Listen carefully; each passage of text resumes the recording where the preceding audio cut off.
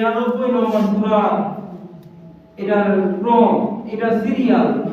99 যেমন ভয়ঙ্কর, আমাদের জন্য সতর্ক বার্তা, ঠিক তেমনি এই সূরাটাও আমার আপনার জন্য সতর্ক বার্তা। এই সূরাটা আমার আপনার কি যে হয়ে গেছে, আমি আপনি নিজেকে কি ভাবি আল্লাহই ভালো জানে।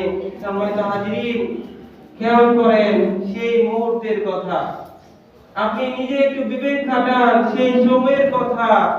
মনে করেন আজকে 5.2 মাত্রার ভূমিকম্পের জায়গায় যদি 8 মাত্রার ভূমিকম্প হইতো, বা আপনি সেই দিনের কথা খেয়াল করেন যখন আসমান ভেঙে পড়বে, যখন পাহাড়গুলা উদ্দোলিত হতে থাকবে।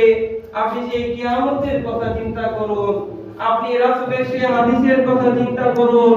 রাসূল বলেছেন যে কোন এক জুমাবারে কিয়ামত সংঘটিত হবে।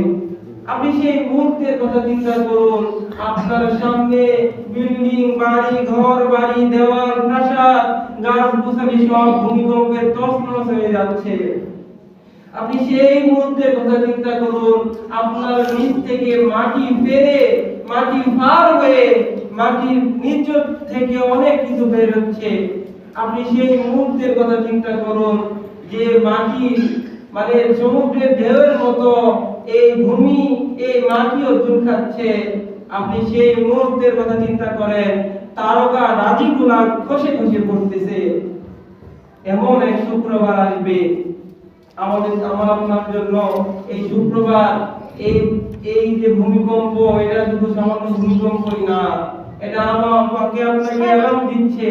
এটা মোবাইলের ব্যাটারি চার্জ যখন ফুরিয়ে যাবে 20% 15% অ্যালার্ম দেয় যে তাড়াতাড়ি কানেক্ট চার্জার প্লিজ, দয়া করে চার্জার কানেক্ট দেন, না যে কিছুক্ষণ পরে মোবাইল বন্ধ হয়ে যাবে।